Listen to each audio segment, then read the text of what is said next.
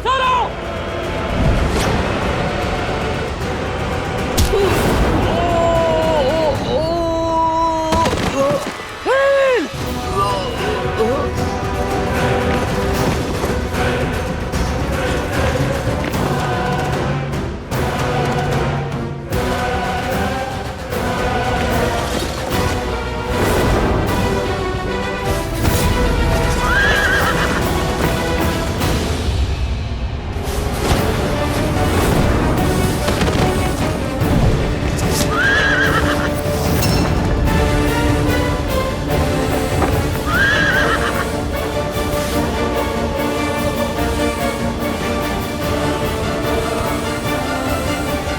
हम अकेले इन्हें नहीं रोक पाएंगे, श्री राम को सूचित करना होगा।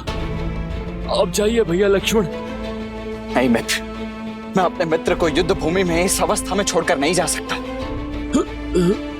मेरी चिंता मत करो मित्र, श्री राम के रुद्र हैं हम, हमारी रक्षा वो स्वयं करेंगे। मैं तुम्हारी भावना समझ रहा हूं नील, परंतु मैं अपने कर्तव्य से विमुख नहीं हो सकता। आओ चलो चलो, उठो।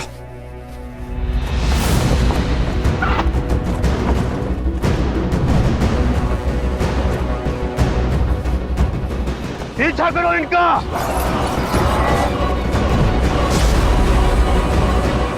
भैया, आपका कथन उचित था। ये एक पाश था, प्रहस्त का आक्रमण हो चुका है।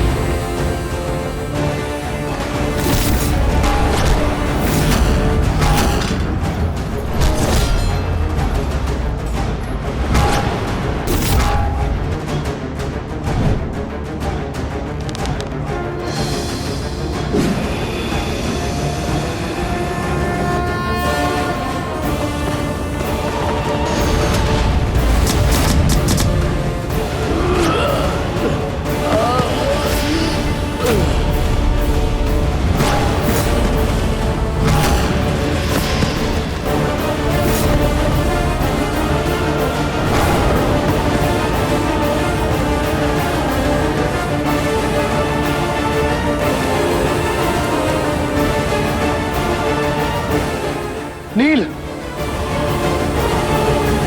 नील,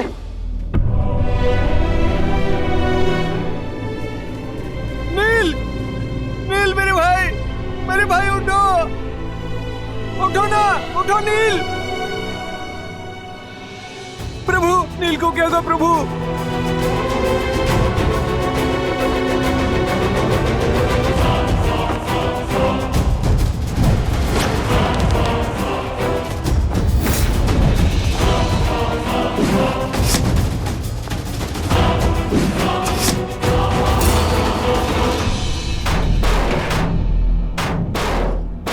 ऐसा कवच मैंने आज तक नहीं देखा।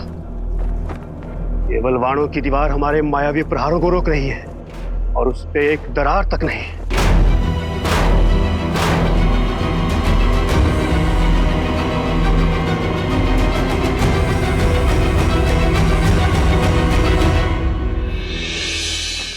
ये जीवित है।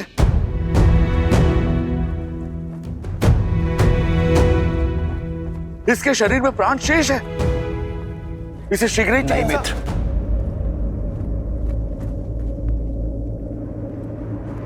नहीं।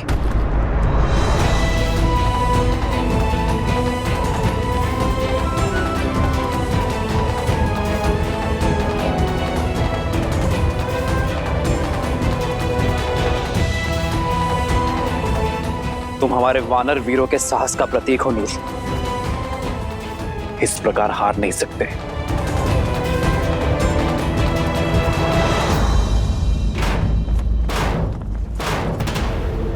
दिखाओ मुझे कि तुम वही महाबली प्रहस्त हो जिसने मेरे साथ कंधे से कंधा मिलाकर शास्त्र युद्ध लड़े। वीरों, संसार में ऐसा कोई कवच नहीं जिसे हम राक्षसों का बल तोड़ ना सके। इस कवच के पीछे हमारा लक्ष्य है। लंकेश के शत्रु हैं, हमारा आखेट है। लगा दो अपना संपूर्ण बल और तोड़ डालो इसे।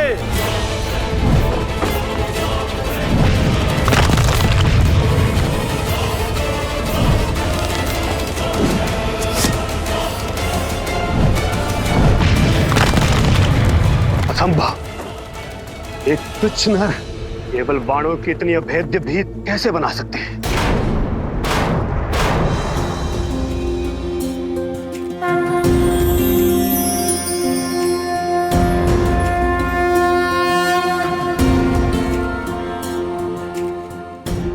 जागो नील, अपने नेत्र खोलो। तुम्हारे राम को तुम्हारी आवश्यकता है। धर्म के साथ खड़े रहने वालों की इच्छा शक्ति के समक्ष शारीरिक घाव भी शक्तिहीन होता है नील। जागो मेरे वानर वीर, जागो।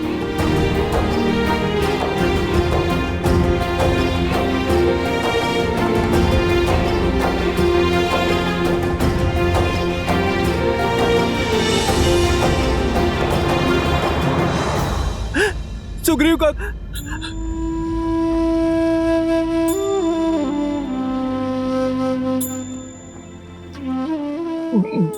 प्रभु, कैसे हो नील? जिसके शीश को आपकी गोद मिल जाए, जिसका शरीर आपके चरणों और श्वास आपके शरण में हो, वो तो मानो स्वर्ग में ही होगा ना प्रभु।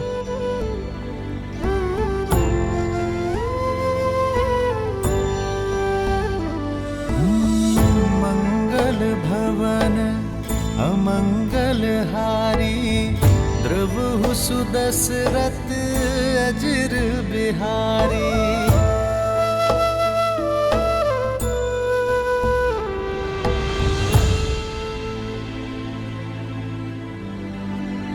पीड़ा अधिक तो नहीं हो रही ना नील? आपका स्पर्श मिलने से सारी पीड़ा समाप्त हो गई प्रभु। स्वयं को पूर्णतः स्वस्थ और ऊर्जावान अनुभव कर रहा हूं।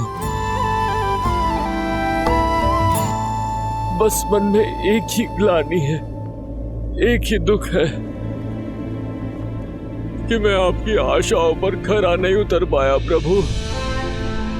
युद्ध में शत्रु को नहीं हरा पाया मैं। मुझे क्षमा कर दीजिए प्रभु, मुझे क्षमा कर दीजिए। क्षमा तुम नहीं, तुम्हें क्षति पहुंचाने वाले मांगेंगे नील।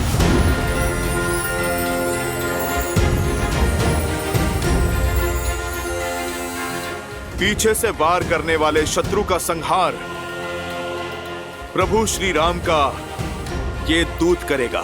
जय महावीर हनुमान। अब युद्ध भूमि में हाहाकार मैया सीता का ये पुत्र मचाएगा।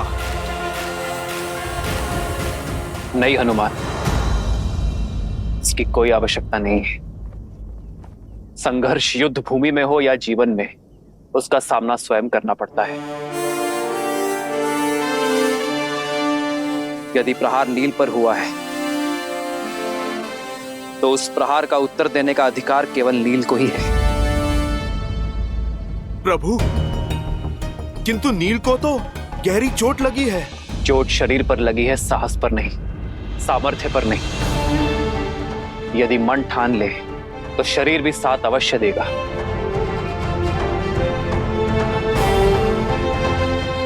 अपनी शक्ति पर विश्वास करो नील। उठो और अपना अधूरा युद्ध पूरा करो। किसी के सहारे की आवश्यकता नहीं है तुम्हें नील, ना मेरी ना हनुमान की। स्वयं अपना लक्ष्य पूर्ण करो। हाँ नील, उठो। प्रभु श्री राम की भक्ति की शक्ति तुम्हें इस भवसागर से अवश्य तार देगी।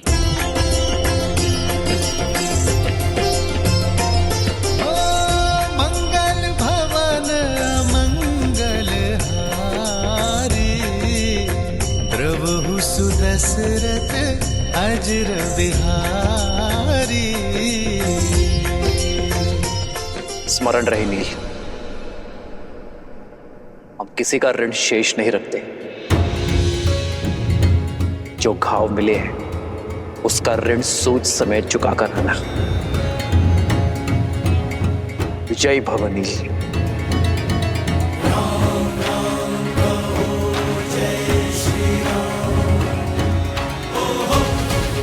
लो नील। राम राम कहु जय श्री राम, दशरथ नंदन राजा राम।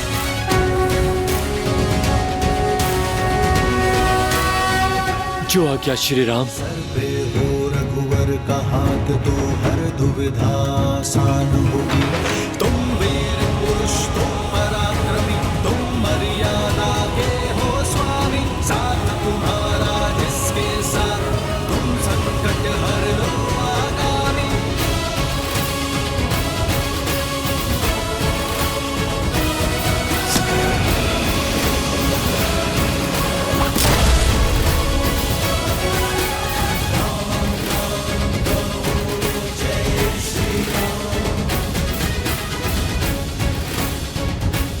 जय श्री राम। राम कहो जय श्री राम, दशरथ नंदन राजा राम। राम नाम भजते हनुमान, अवध बिहारी राजा राम।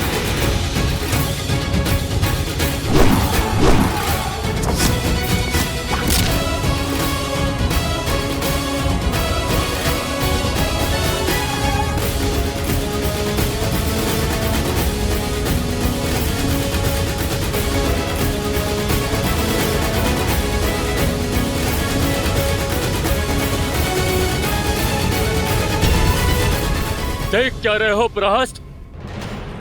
मेरे हाथ में एक गदा नहीं, मेरे राम का आशीष और उनका स्पर्श है।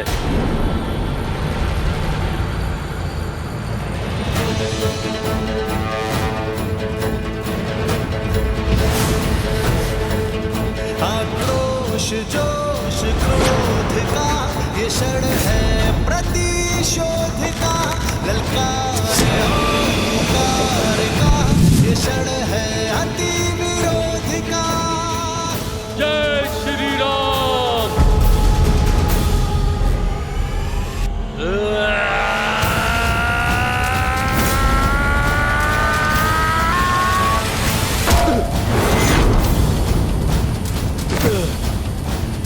वानरों की सेना अब तो तैयार है।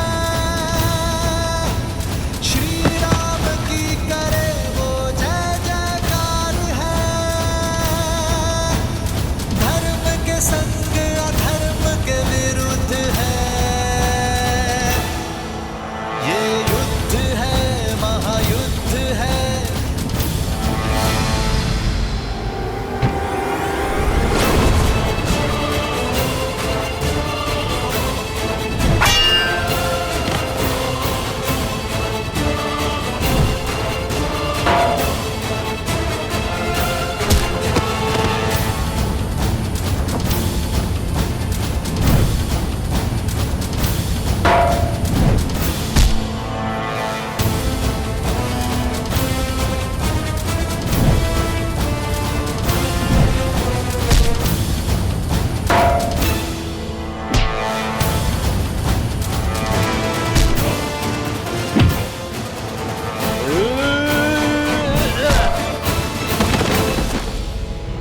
जय श्री राम। जय श्री राम। जय श्री राम। जय श्री राम। जिसके स्पर्श मात्र से एक घायल वानर काल बन जाए, वो नर नहीं नारायण है। श्री राम श्री राम श्री राम श्री राम।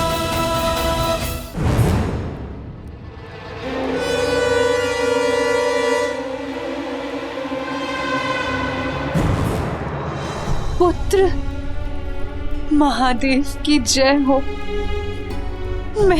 मेरा पुत्र, मेरा पुत्र, मेरा पुत्र ठीक हो गया। उसकी सुध लौट आई। युद्ध भूमि में क्या हो रहा है? मैंने उन दोनों भाइयों का वध कर। सारी चिंताएं छोड़ दो पुत्र, केवल विश्राम करो और शीघ्र अतिशीघ्र स्वस्थ हो जाओ। युद्ध भूमि की सारी चिंताएं अपने पिताश्री पर छोड़ दो। क्या अर्थात युद्ध अभी तक समाप्त नहीं हुआ? उन दोनों भाइयों की मृत्यु नहीं हुई? मैं अभी जाकर उन दोनों का अंत कर दूंगा।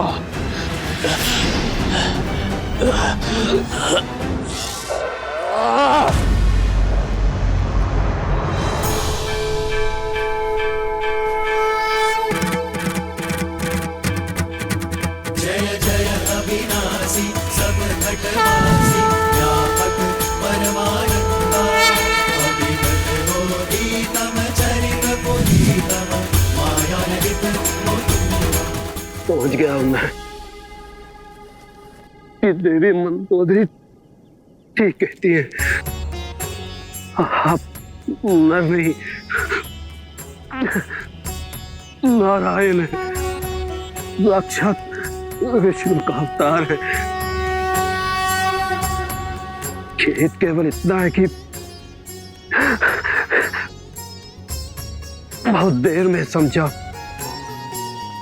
मेरे पाप क्षमा करें।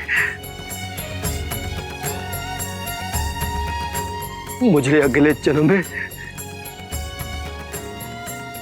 उच्च योनि, अच्छा जीवन और अच्छा कुल देश श्री राम पापों से दूर रखे।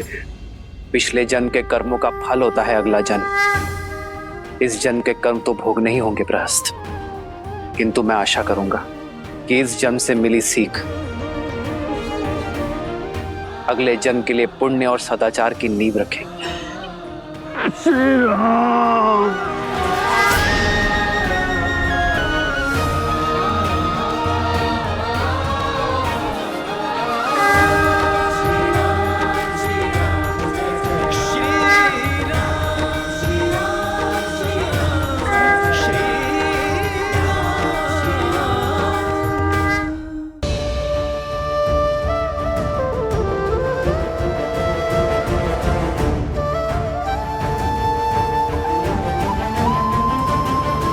चंद्रमा की ओर देखकर इतनी चिंतित क्यों हो रही हो सीता? चंद्रमा का आकार घट रहा है त्रिजटा। कार्तिक अमावस्या निकट है और उससे पहले हमारा अयोध्या पहुंचना आवश्यक है। 14 वर्ष वनवास की अवधि समाप्त होने को है त्रिजटा। लंकेश के पास असीम बल और असाधारण संसाधन है। हार मानने का तो प्रश्न ही नहीं है। लंकेश चाहे तो इस युद्ध को अनंत काल तक खींच सकते हैं। श्री राम कितना भी प्रयास कर ले, इतनी शीघ्र लंकेश से प्रतिकार संभव नहीं होगा। अमावस्या से पहले अयोध्या कैसे पहुंच पाओगे तुम सब? भैया, वेद की भांति समय हाथों से फिसल रहा है भैया। कार्तिक अमावस्या से पूर्व किसी भी मूल्य पर हमें अयोध्या पहुंचना ही होगा। बस अब समय आ चुका है भैया उस पापी रावण और उसकी पाप की नगरी लंका को ध्वस्त करने का।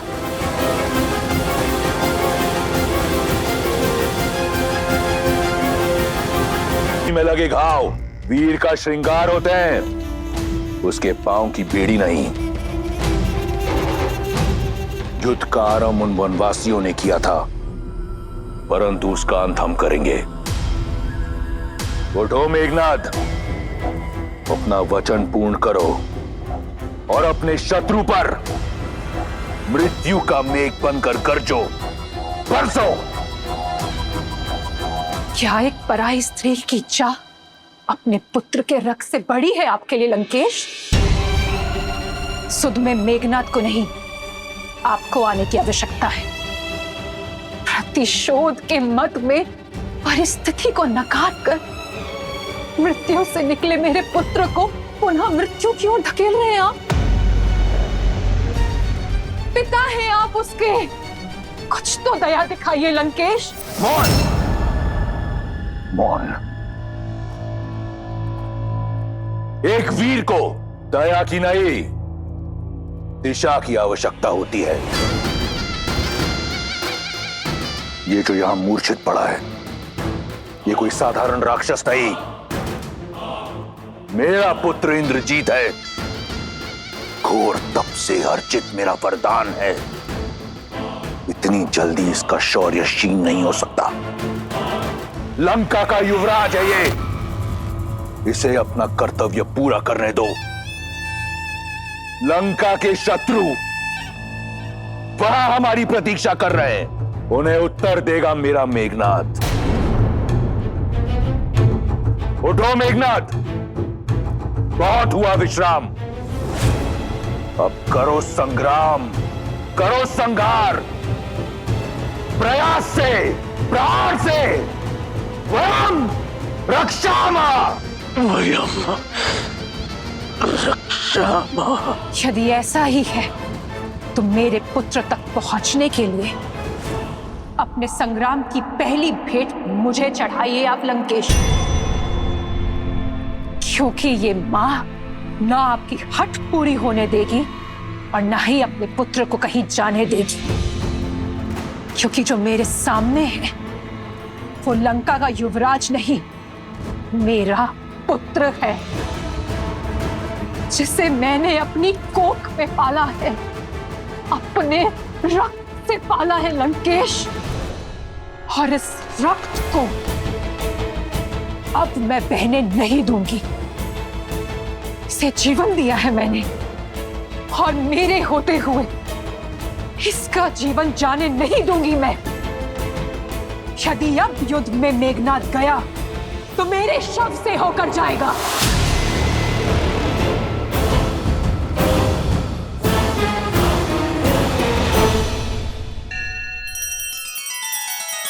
श्री रामचंद्र कृपालु भजु मन हरण भव भय दारुणम, नव कंज लोचन कंज मुख कर कंज पद कंजारुणम। सिया राम, सिया राम, सिया राम, सिया राम। आदर्श और मर्यादा की है ये कथा महापावनम, काट मद श्री से मिला दे श्रीमद रामायणम, श्रीमद रामायणम। सिया राम, सिया राम, सिया राम, सिया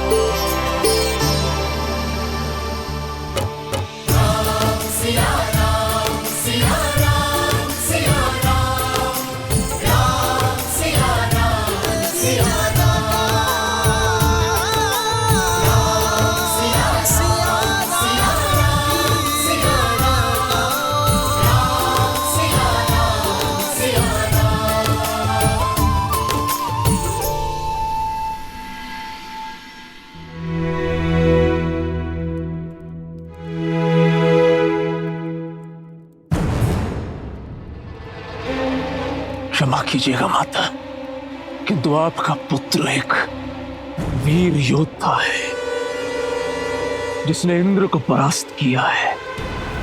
मैं तुच्छ वनवासी से पराजय स्वीकार नहीं कर सकता।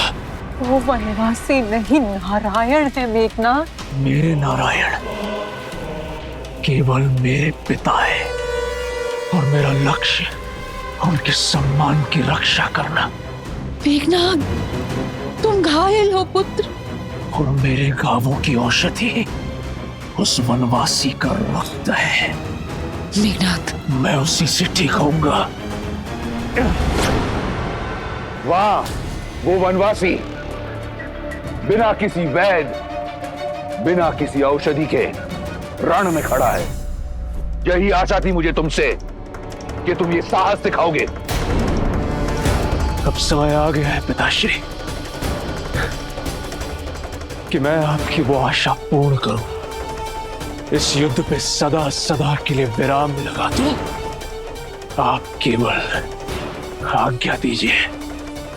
आज्ञा है मेघनाद, परंतु पहले ब्रह्मदेव के वरदान अनुसार वट वृक्ष की पूजा करो। उसके उपरांत माता निकुंबला देवी की गुफा में जाओ और अनुष्ठान करो। वो रथ पुनः पाओ जिसमें बैठकर तुम अजयी हो, अमर हो। और फिर जाओ उस वनवासी और उन मरकटों को उनकी उद्दंडता का दंड दो। स्मरण रहे पुत्र, हम राक्षस हैं। हमें हर वरदान घोर तप के पश्चात मिलता है। वहीं रुक जाओ मंदोदरी। ये बात एक पिता और पुत्र, एक राजा और युवराज के समक्ष है। इसमें हस्तक्षेप मत करो। अन्याय के विरुद्ध छिड़े इस युद्ध में राम की ढाल बने हैं आप।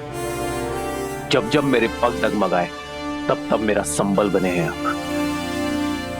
हमने बहुत संयम साधे रखा, सदैव धर्म और मर्यादा का आंचल थामे रखा, किंतु शत्रु ने नियमों की अनदेखी की, सदैव अधर्म का मार्ग चुना। मेरे वानर वीरों, अब तक आप सब इस राम की ढाल रहे हैं, किंतु अब समय आ गया है कि मेरी ढाल मेरे शस्त्र बन जाए, मेरे संबल शत्रु का आधार हिला दे। असुरों ने हर असुरी शक्ति का प्रयोग किया, किंतु अब समय है मानव और वानर की एकता के शक्ति प्रदर्शन का। लंका की ये भिट्टियां हमें चुनौती दे रही हैं वानर वीरों। अब समय आ गया है लंका के अभिमान को भंग करने का, स्वर्ण लंका के मान को भस्म कर देने का, अभेद्य लंका को भेदने का। जिन्होंने इस संसार के हर घर को असुरक्षित कर छोड़ा है, उन मायावियों को उनके ही नगर, उनके ही घर में घुसकर समाप्त करने का।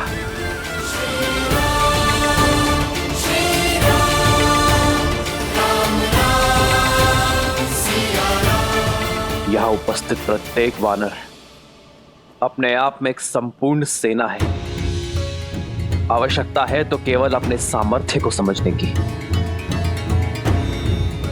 अपनी संपूर्ण शक्ति का प्रयोग कर अपने लक्ष्य को पाने की। आज मेरी ये वानर सेना एक दूसरे का हाथ थाम ऐसा प्रहार करेगी कि इनकी थाप से लंका की धरा कांप उठेगी, क्योंकि वार लंका की महल के दीवार के उस पार होगा।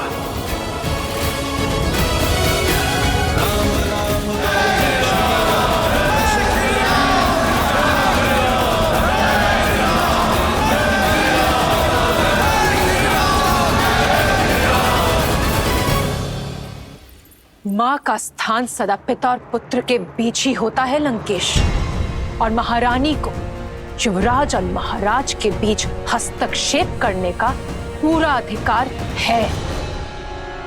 आप मेरी बात क्यों नहीं समझ रहे हैं लंकेश? जिनसे आप युद्ध कर रहे हैं वो स्वयं श्री विष्णु है, नारायण है लंकेश। तुम्हारे इस भय का केवल एक ही निवारण है, केवल एक, उस कथित विष्णु का वध। माता,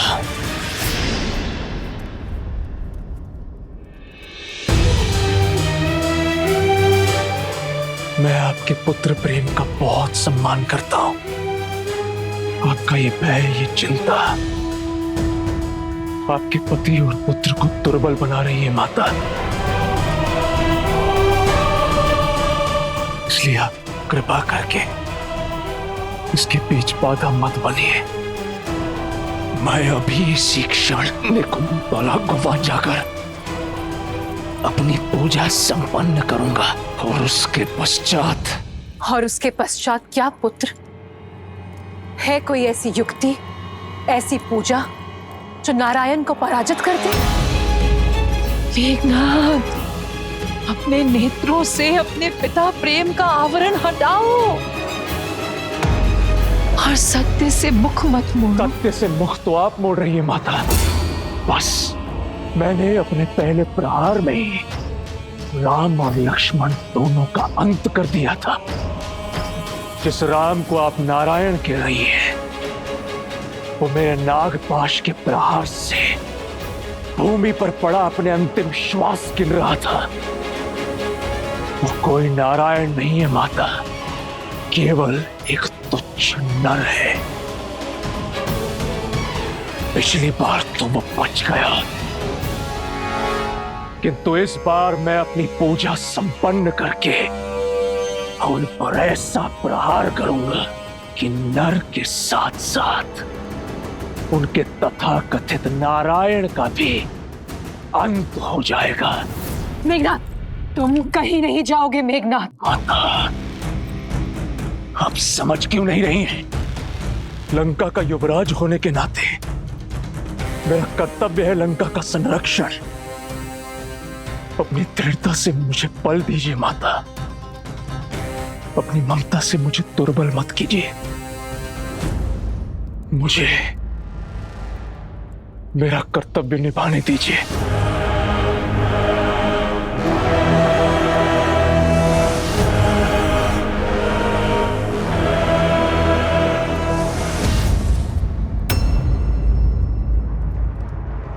विजयी भव।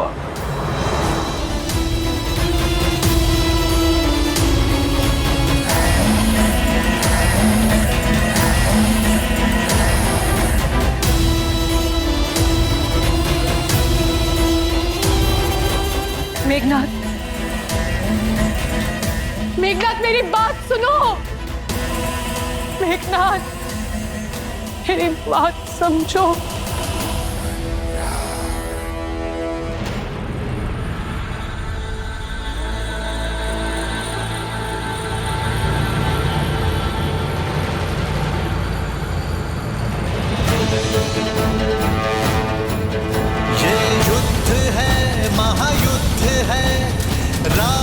शांत रावण क्रोध है, ये युद्ध है, महायुद्ध है। राम शांत रावण क्रोध है, क्रोध है, क्रोध है।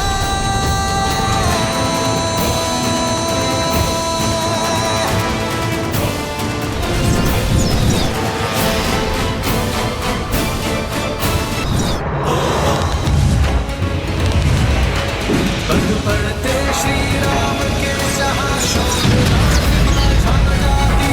राम नाम का गुंजगान तो मन में शक्ति भर जाती।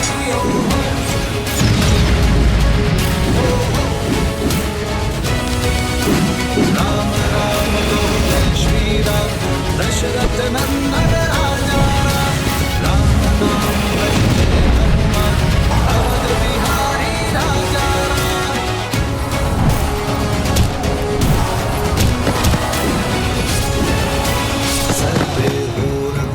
का हाथ तो हर दुविधा आसान होगी।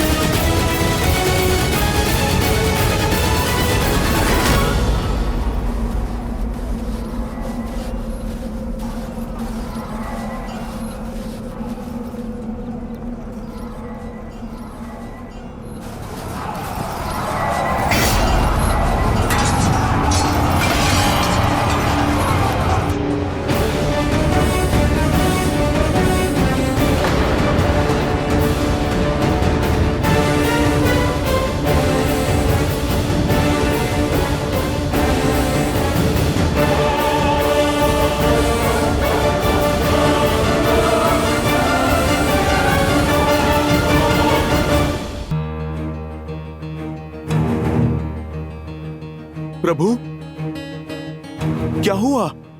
आप आकस्मिक क्यों रुक गए?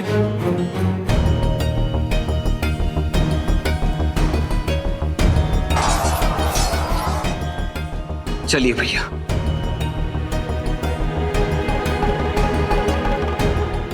मैं लंका के भीतर पग नहीं रख सकता हनुमान।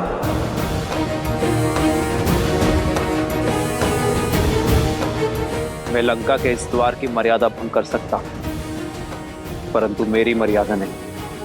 कौन सी मर्यादा भैया? इस रावण ने कौन सी मर्यादा पाली है जो आप मर्यादा के विषय में सोच रहे हैं? यदि रावण की भांति मैंने भी मर्यादा का उल्लंघन किया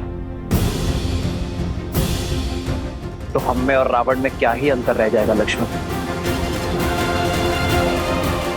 रघुकुल रीत सदा चली आई, प्राण जाए पर वचन ना जाए। मैं रघुकुल की मर्यादा, अपने पिता और अपनी माताओं को दिया वचन नहीं तोड़ सकता। तुम शीघ्र अतिशीघ्र अयोध्या छोड़कर 14 वर्षों के लिए वनवास चले जाओ। आपका ये पुत्र आपकी इच्छा और पिताश्री के वचन दोनों को अवश्य पूर्ण करेगा। तो भैया, यहाँ रघुकुल से या अयोध्या से कोई भी नहीं जो आपकी मर्यादा के उल्लंघन पर प्रश्न उठा सके। पर मैं स्वयं तो हूं ना लक्ष्मण। क्या मेरा हृदय, मेरा मन मुझसे ये प्रश्न नहीं करेगा? क्या मैं अपने प्रतिबिंब से स्वयं अपने नेत्र मिला पाऊंगा? क्या मैं अपने अनुज को उचित अनुचित का मार्ग दिखा पाऊंगा? जिन लोगों ने मुझ पर विश्वास किया है,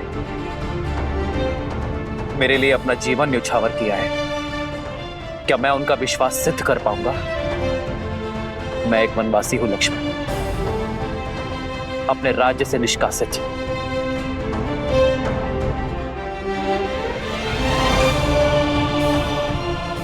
और एक वनवासी किसी का घर, किसी के नगर में प्रवेश नहीं कर सकता। यह युद्ध मर्यादा से लड़ा जा रहा है लक्ष्मण, मर्यादा के लिए लड़ा जा रहा है। फिर उसमें मैं अपने दिए हुए वचन की मर्यादा का उल्लंघन कैसे कर सकता? मेरा लंका में प्रवेश करने का प्रश्न ही नहीं उठता।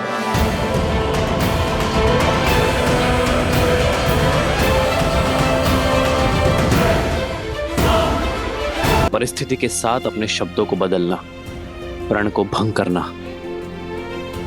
वचन का अपमान करना होता है लक्ष्मण। और वो मानव ही क्या जो अपने दिए हुए शब्दों से, अपने सिद्धांतों से डिग जाए। इस वचन के साथ केवल मेरा ही नहीं, माता कैकेयी का भी मान जुड़ा हुआ है लक्ष्मण। और मैं किसी भी परिस्थिति में उनके सम्मान को घटने नहीं दे सकता। तो तब तक इस विरह में उठती उस तड़प का क्या भैया, जिसमें दिन रात आप और भाभी मां दोनों जल रहे हैं? उस चिंता का क्या? वहां भाभी मां जो आपकी प्रतीक्षा में, और यहां आप उनकी। क्या आप उनके लिए भी कुछ नहीं करेंगे? सीता की चिंता तो मुझे अपने प्राणों से भी अधिक है लक्ष्मण। और मुझे अपनी सीता पर पूरा विश्वास है कि वो उस राम की प्रतीक्षा कर रही है जो विवाह में दिए उसकी मान और सुरक्षा की रक्षा का वचन निभाने आया है। सीता अवश्य आएगी लक्ष्मण। जिस राज्य के राजा ने मेरी सीता को अपमानित कर बलपूर्वक उसे अपना बंदी बनाया है, और अब यह युद्ध तब भी पूर्ण होगा जब उसी राज्य का राजा सम्मान सहित मेरी सीता को मुझे लौटाएगा। तब तक मैं यहां हर क्षण उसकी प्रतीक्षा करता रहूंगा।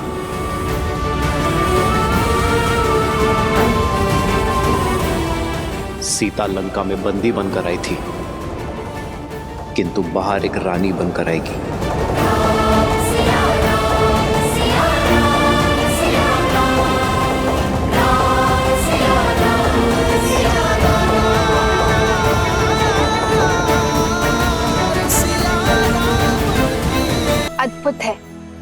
श्री राम का वचन पालन, उनकी मर्यादा और न्याय के प्रति उनकी सोच। किंतु महादेव, यदि श्री राम लंका के भीतर नहीं जाएंगे तो सीता को मुक्त कराकर कैसे ला पाएंगे?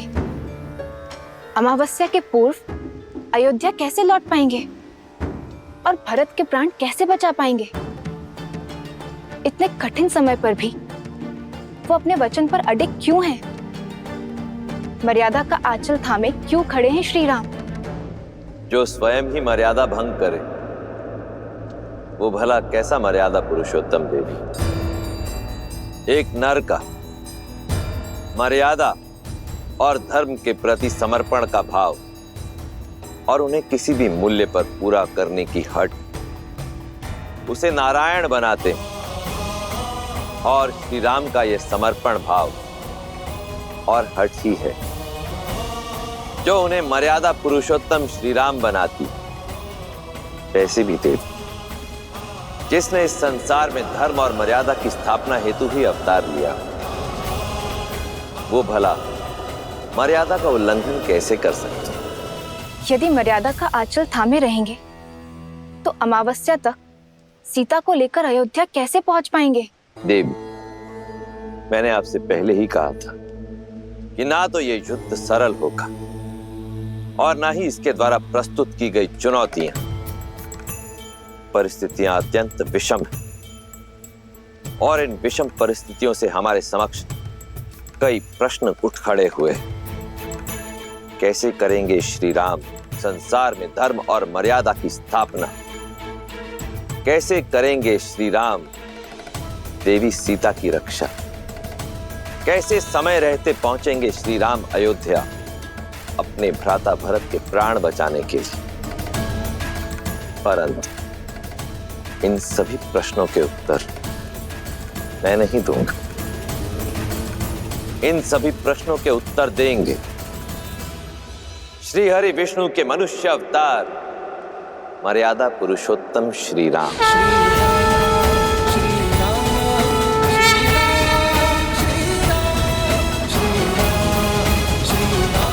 हनुमान में लंका की सीमा में प्रवेश नहीं कर सकता, किंतु सीता के प्रति मेरा विश्वास हर सीमा लांघेगा। सीता को ज्ञात होना चाहिए हनुमान कि अमावस्या से पूर्व मैं उसे लेकर अयोध्या लौटूंगा। मेरी हर श्वास उससे मिलन की प्रतीक्षा कर रही है। प्रभु, माता तक आपका संदेश अवश्य पहुंचेगा। किंतु कैसे प्रभु? एक बार लंका को स्वाहा कर चुके हनुमान को कौन रोक रहा है? जाओ हनुमान और भस्म कर दो अन्याय और पाप की सत्ता को और प्रज्वलित करो न्याय और भक्ति की अग्नि को। मूलतो ब्रह्म रूपाय मध्यतो शक्ति रूपिणे अग्रतो शिव रूपाय वृक्षराजाय ते नमः। मूलतो ब्रह्म रूपाय मध्यतो शक्ति रूपिणे अग्रतो शिव रूपाय वृक्षराजाय ते नमः। जय महावीर हनुमान। भागो भागो। अरे तो वही है। फिर आ गया हाहाकार मचाने। भागो, प्राण बचाओ, हनुमान आ गया है, भागो। अरे डरो मत, वानर हूं, राक्षस नहीं। तुम लोगों ने पहले भी तो बांधा था मुझे। आओ आओ, मुझे फिर से बांध लो। मेरी पूंछ में अग्नि नहीं लगाओगे? अरे आओ।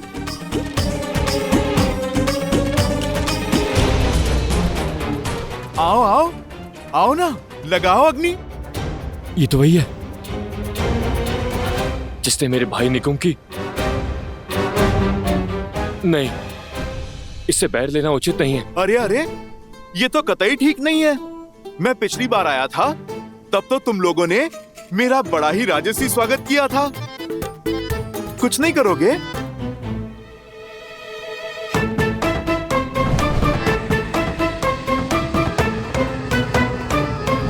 अरे भाई विलम्ब किस बात का? पकड़ो मेरी पूंछ।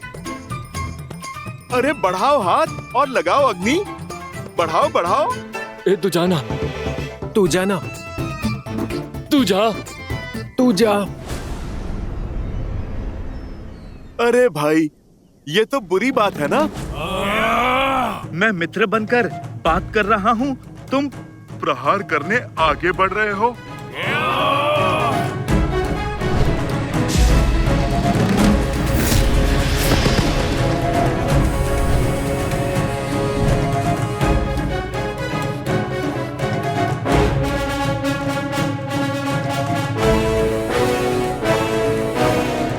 आ गए मेरे शिष्यों? जी हनुमान काका।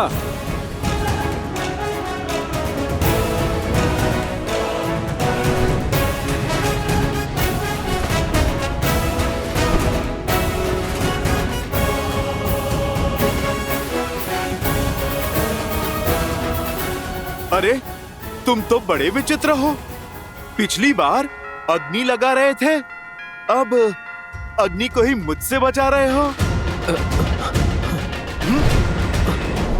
भागो भागो भागो। चलो अब दीप प्रज्वलित हुआ, अब कार्यक्रम आरंभ करते हैं। जय हनुमान ज्ञान गुण सागर, जय कपीस तिहु लोक उजागर, रामदूत अतुलित बल धामा, अंजनी पुत्र पवन सुत नामा, राम दुआरे तुम रखवारे, होत न आज्ञा बिनु पैसारे, आपन तेज समारो आप, दीन लोक हाथ करे तापे, लाल देह लाली लसे, हर हर लाल लरू, वज्र देह दानव चलन, जय जय जय कपीस।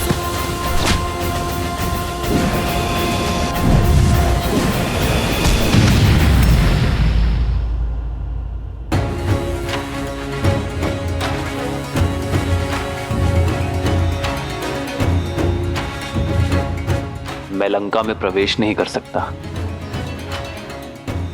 किंतु मेरे बाणों पर ऐसा कोई प्रतिबंध नहीं है।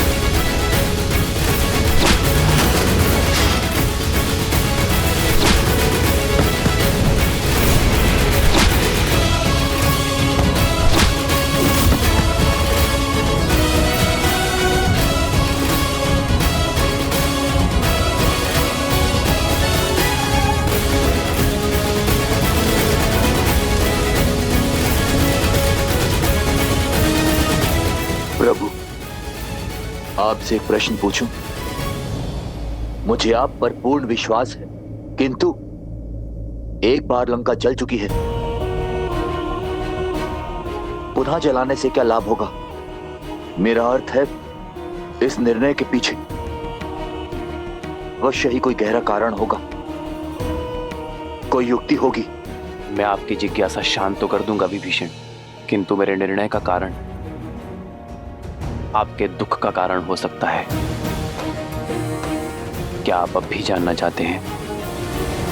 क्या कहा तुमने? एक बार फिर? ये मरकट हर सीमा लांघ रहे हैं।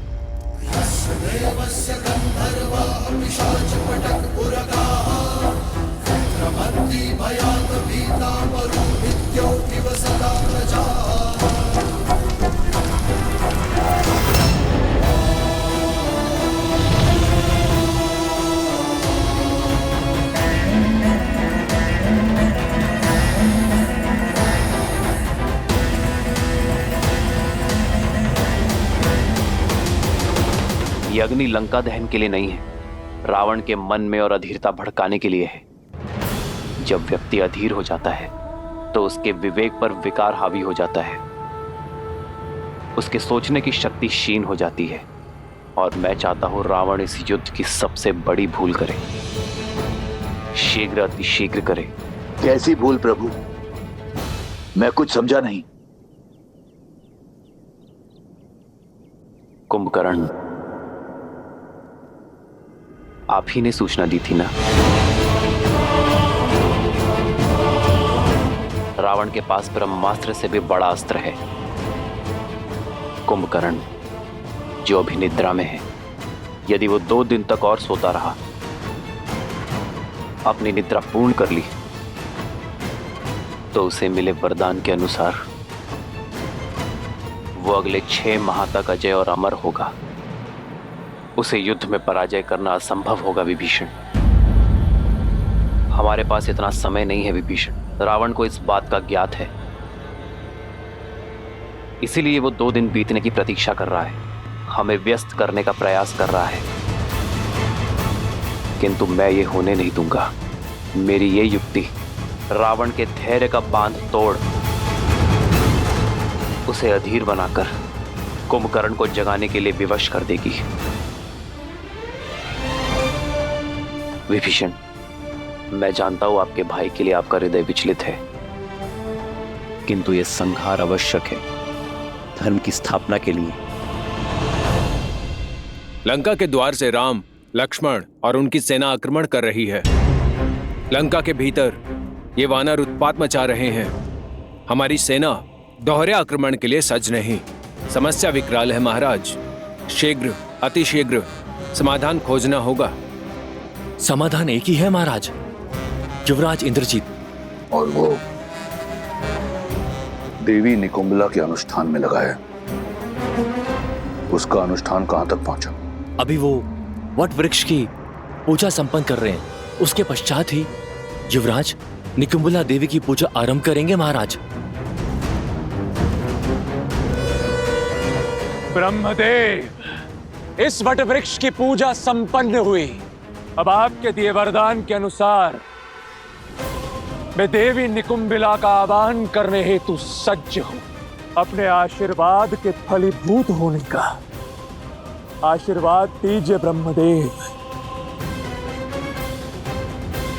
क्योंकि निकुंभिला देवी की पूजा संपन्न होने के पश्चात इस समस्त संसार में मुझे कोई पराजित नहीं कर पाएगा। अजय हो जाऊंगा मैं सदा सदा के लिए। अग्रतो शिवरूपाय वृक्षराजाय ते नमः। मूलतो ब्रह्मरूपाय मध्यतो शक्तिरूपिणे। अग्रतः शिवरूपाय वृक्षराजाय ते नमः।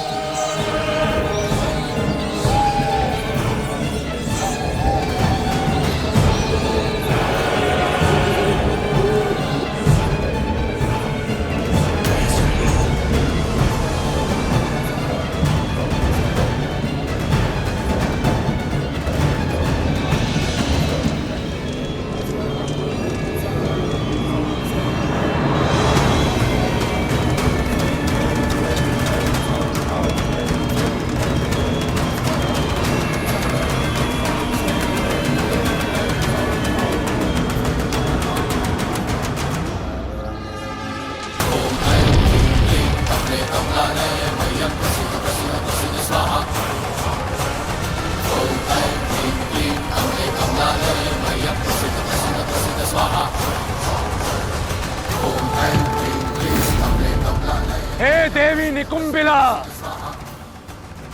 मैं दशानन रावण पुत्र इंद्रजीत आपका आवाहन करता हूं।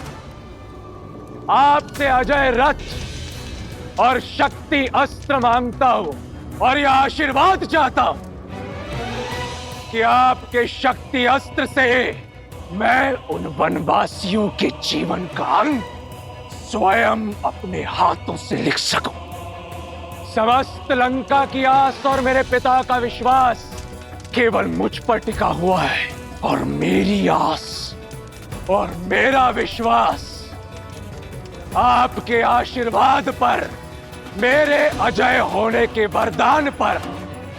इसलिए अब जब तक मेरी मनोकामना पूर्ण नहीं हो जाती, मुझे वो अजय रथ और शक्ति अस्त्र प्राप्त नहीं हो जाता, मैं अपना रक्त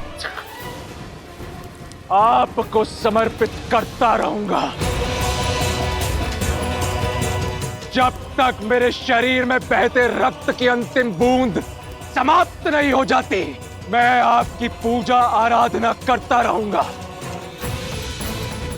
ओम निकुंभलाय नमः, ओम निकुंभलाय नमः, ओम ह्रीम झूम सा, ओम भूर्भुवः स्वाहा।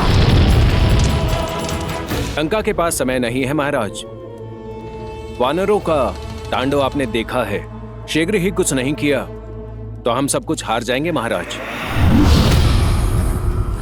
रावण के रहते ऐसा नहीं होगा। इन उद्दंडियों को दंड अब मैं स्वयं दूंगा। नहीं महाराज, पिताश्री कुंभकर्ण, युवराज इंद्रजीत और मेरे होते हुए आपको रणभूमि में जाने की कोई आवश्यकता नहीं। तुम्हारे पिता की निद्रा टूटने में कितना समय शेष है? 2 दिन महाराज। यदि कुंभकर्ण को समय से पहले उठाया, ना तो वो अजय रहेंगे और ना ही अमर। युवराज को बुलाने के अतिरिक्त और कोई विकल्प नहीं महाराज। हाँ महाराज, हमें युवराज इंद्रजीत को वापस बुला लेना चाहिए। अब वो ही हैं जो इन नर और वानरों की सेना से इस लंका को बचा सकते हैं।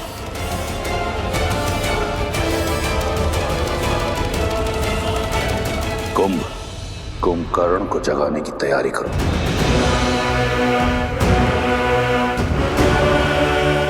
एक बार सोच लीजिए महाराज, यदि पिताश्री को अभी उठाया तो अगले 6 माह तक अपना अमृतत्व खो देंगे। तुम्हें क्या लगता है इस बात का मुझे ज्ञान नहीं? रावण से अधिक कुंभकर्ण की शक्तियों के बारे में कोई नहीं जानता। चाहे उसकी निद्रा पूर्ण हो या ना हो, मेरे कुंभकर्ण में इतना बल है कि वो उन मरकटों पर काल बनकर बरसेगा। तुम लंकेश के आदेश का पालन करो और उठाओ मेरे कुंभकर्ण को। मैं राम और इस युद्ध का अंत देखना चाहता हूं, शीघ्रातिशीघ्र।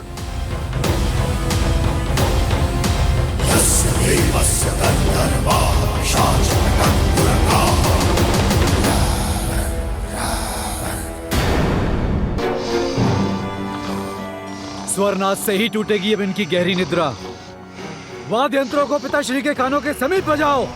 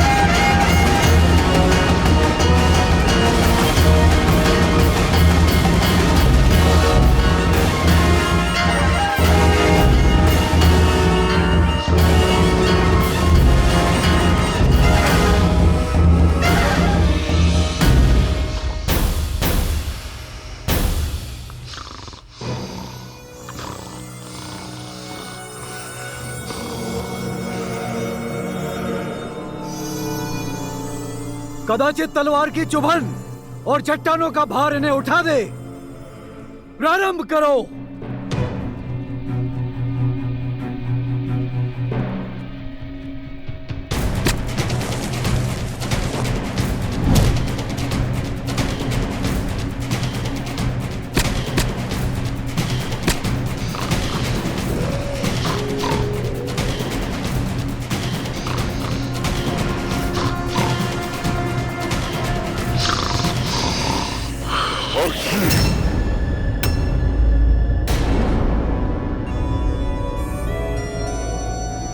डंडा जल डालो पिताश्री के मुख पर।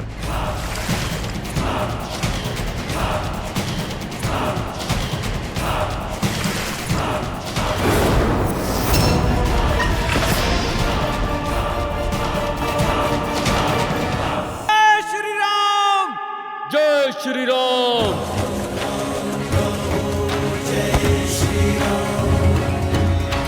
राम राम कहो जय श्री राम, दशरथ नंदन राजा राम।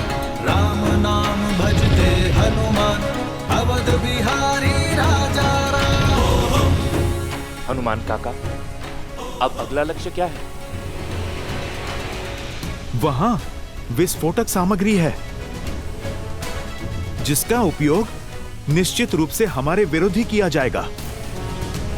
चलो रावण को उसके ही सजाए व्यंजन का स्वाद चखाते हैं। लंका में हमने प्रवेश किया है, प्रकाश उत्सव तो बनता है।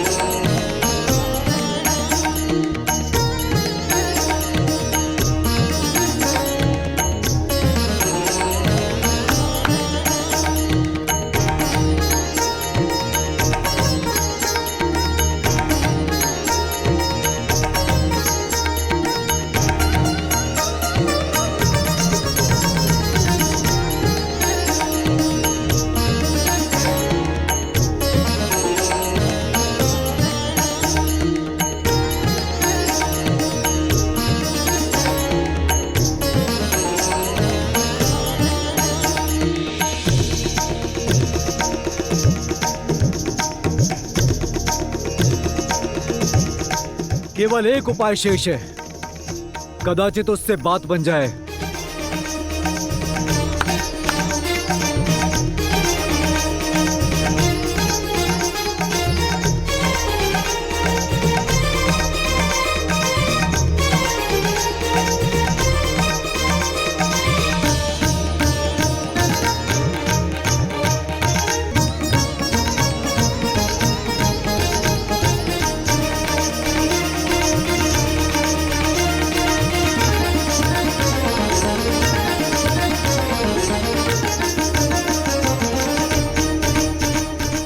उन पर भोजन की सुगंध का प्रभाव हो रहा है।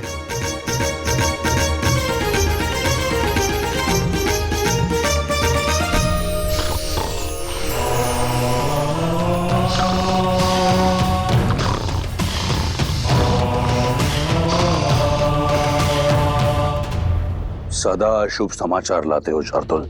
क्षमा महाराज, परंतु मैं तो सदैव आपके ही आदेश का पालन करता हूँ महाराज। सब करके देख लिया, गीत संगीत, धुन तान, भोजन की मीठी सुगंध, किंतु आपके भाई की निद्रा है कि टूट ही नहीं रही। उसकी निद्रा को टूटना होगा, जागना होगा उसे। लंका भारी संकट में है। मुझे मेरे कुंभकर्ण की आवश्यकता है। प्रतीत होता है कि इसी दिन के लिए मैंने अपने महाकाय भाई को ब्रह्मा से वरदान दिलवाया था।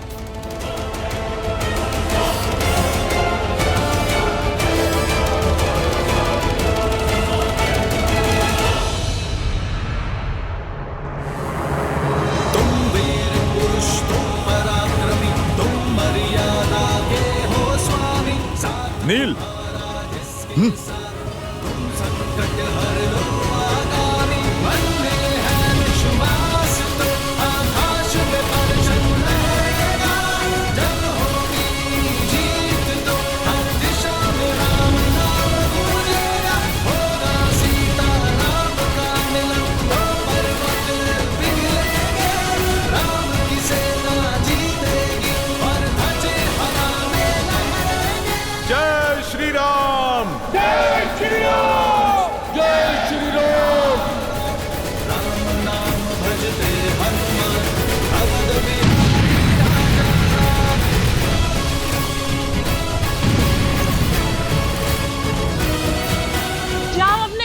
परिवार को बचाओ। वो वानर लौट आया है, हाहाकार मचाने।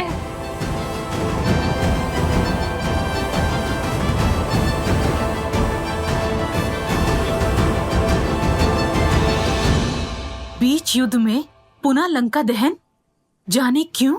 मेरे श्री राम युद्ध केवल रणभूमि में ही नहीं, मन भूमि में भी करना जानते हैं त्रिजटा।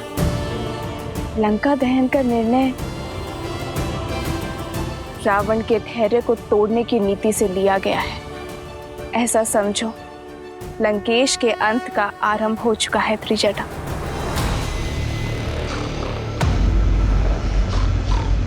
इसकी निद्रा अब तक नहीं टूटी। हर युक्ति लगाकर देख ली महाराज, परंतु पिताश्री हैं कि उठ ही नहीं रहे।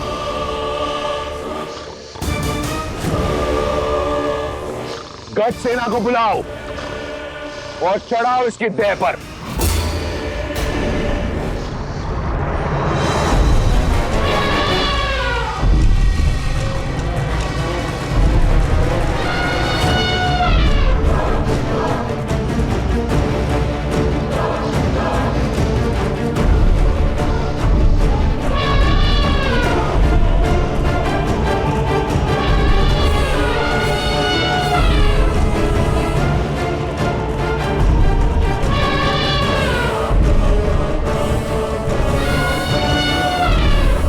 हटाओ इन्हें।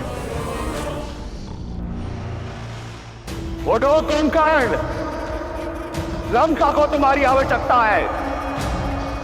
तुम्हारे भाई लंकेश को तुम्हारी आवश्यकता है।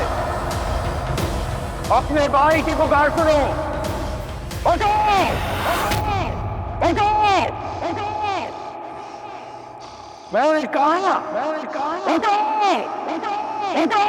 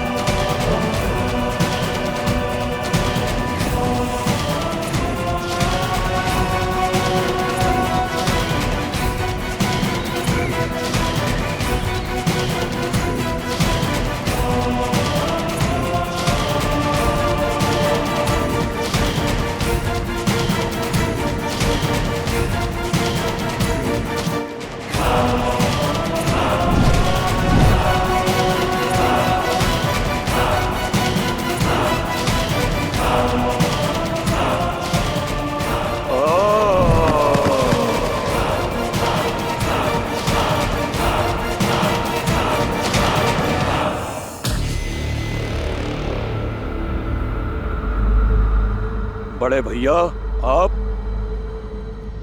प्रणाम।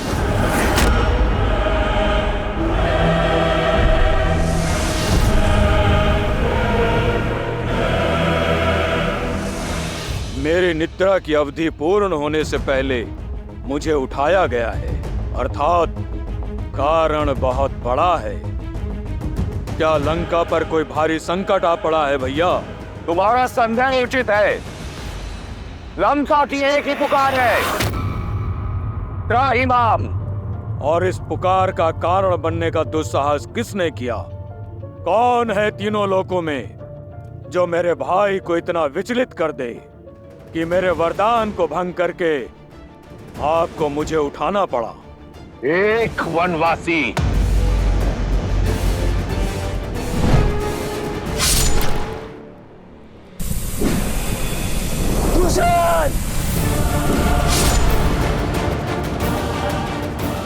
मुझे प्रतिकार, उस राम का सर्वनाश चाहिए मुझे भैया।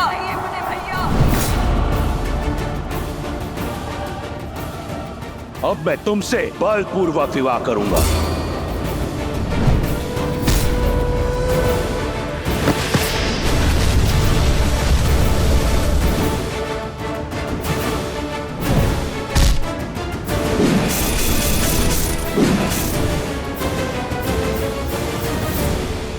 लंका एक बार फिर चल रही है। लंका और उसकी सेना भारी संकट में ग्रस्त है। इस संकट से तुम हमें बचा सकते हो। मैं चाहता हूं कि तुम युद्ध भूमि में उस वनवासी और उसकी मरकटों की सेना पर काल बम कर बरसो।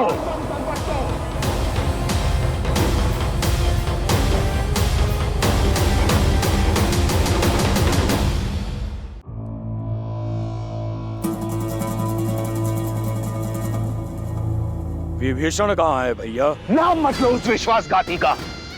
जिस समय मुझे उसकी आवश्यकता थी, वो मेरा साथ छोड़ उस वनवासी के चरणों में जा गिरा। कायरता और विश्वासघात की पराकाष्ठा है वो। तुम तो जानते हो, मुझे उस दुर्बल से कभी कोई आशा नहीं थी, और तुम प्रेम और विश्वास दोनों के आधार हो। सदैव मेरे साथ एक अडिग पर्वत के समान खड़े रहे हो। हर युद्ध में, हर स्थिति में सर्वदा मेरे साथ। और वो विभीषण उस वनवासी के गुण गाता है। जानते हो उसने क्या किया? लंका का हर भेद उस वनवासी के समक्ष खोल रहा है। लंका का भेदी है वो कायर। मैं आपकी बात को झूठ नहीं मान सकता भैया, किंतु ये सत्य भी नहीं नकार सकता कि विभीषण कायर तो नहीं, साहसी है। क्योंकि साहस धर्म का साथ देने में है। वो अपने धर्म के चलते ही इस पाले से उस ओर गए हैं, और मेरी दृष्टि में भी धर्म श्री राम के साथ है। सावधान कुंभकर्ण, अमर नहीं हो तुम। यदि मेरे शत्रु को श्री कहकर पुकारा तो मैं यही स्वयं तुम्हारे प्राण हर लूंगा। मैं यहां आया था यह सोचकर कि अगर एक भाई विश्वासघाती निकला तो क्या हुआ? मेरा कुंभकर्ण भी है मेरा साथ देने के लिए। परंतु देखो, तुम भी अपने भाई का साथ छोड़ उस राम के रंग में रंग गए। भैया, मैं तो सदा आपके साथ ही था और हूं, पर सत्य से मुंह नहीं छिपा सकता। क्या पर्याप्त लहू नहीं बह गया? शूर्पनखा का मान भंग हुआ, उसके पुत्र का वध हुआ। मेरे भाई खरदूषण, मारीच मामा, मेरे भतीजे अक्षय कुमार, वीर प्रहस्त, अनेकों शक्तिशाली राक्षस वीर काल की भेंट चढ़ गए। निर्दोष राक्षस सैनिकों से लेकर अबोध वानरों तक सबका संहार हुआ है। और अब तक आपके विचारों पर वासना का आवरण पड़ा है। किसी और की पत्नी को हथियाने का हट आप पर सवार है। सर्वनाशे संयुक्त पन्ने अर्ध त्याजति सह पंडिता। जब सर्वनाश सर पर खड़ा होता है, आधा बचा लेने वाला भी बुद्धिमान होता है। तो आप जैसा विद्वान सत्य नहीं देख पा रहा है? क्यों राक्षस कुल के पतन का आधार रच रहे हैं आप? पतन कर रहा हूं राक्षस संस्कृति का। तनिक स्मरण करो कुंभकर्ण, अगर 10 लोकों में राक्षसों की ख्याति है तो मेरे कारण यदि पाताल से लेकर स्वर्ग तक राक्षसों को सम्मान मिलता है, मेरे कारण क्या था मेरे पास? एक टूटी हुई कुटिया, वहां से निकलकर सोने की लंका पाई मैंने अपने प्रयास से, प्राण से। और क्या चाहते हो तुम? सहस्त्रों वर्षों में संजोया अपना सम्मान माटी में मिला दूं? अपने आत्मविश्वास का समर्पण कर दूं? नहीं। शक्ति का मद आपके ज्ञान को लील गया है भैया। सीता के अपराधी हैं हम, और राक्षसों का हित उन्हें लौटाने में ही है। मुझे तुम्हारे उपदेश की आवश्यकता नहीं है कुंभकर्ण। कर बैठा मैं ये कांड जिसे मैंने शौर्य समझा, तुमने अपराध समझा तो हुआ अपराध। जिसे मैंने प्रतिशोध समझा, तुमने अधर्म समझा तो हुआ अधर्म। मैंने जो किया सो किया। अब तुम ये बताओ कि तुम क्या करोगे? यहां बैठकर मुझसे वाद विवाद करोगे, या एक भाई की भांति मेरे साथ युद्ध भूमि में उतरकर उस वनवासी और उसके मरकटों की सेना को अपनी वीरता का संदेश दोगे? बोलो। जो साथ ना खड़ा हो उसे विरुद्ध माना जाता है। दुर्भाग्य है मेरा कि तुम भी विभीषण की भांति राक्षस कुल पर कलंक निकले। अपना भोजन पूर्ण करके अपनी निद्रा पूर्ण करो कायर। मुझे तुम्हारी या किसी और की कोई आवश्यकता नहीं। ये कांड मैंने किया है तो संहार भी मैं स्वयं करूंगा। नहीं है तुम्हारी आवश्यकता। रुक जाओ भैया, मैं अपना धर्म निभाऊंगा। ना मैं नारायण को जानता हूँ, न किसी नीति को समझता हूँ। आप ही मेरे ईश्वर हैं और आप ही धर्म। आपके लिए जिया हूँ और आपके लिए ही मरूंगा। वरदान आपके लिए ही मांगा था और आप पर ही निछावर करूंगा। छोटे भाई के होते बड़े भाई को युद्ध भूमि में उतरना पड़े तो ये कलंक होगा। यदि आपकी इच्छा युद्ध है तो मैं अवश्य युद्ध करूंगा। आपके अधर्म का साथ देने के लिए नहीं, बल्कि अपने भाई और अपने राजा के सम्मान के लिए। जब तक मेरे शरीर में प्राण है, मैं राम और उसकी सेना पर काल बनकर बरसूंगा।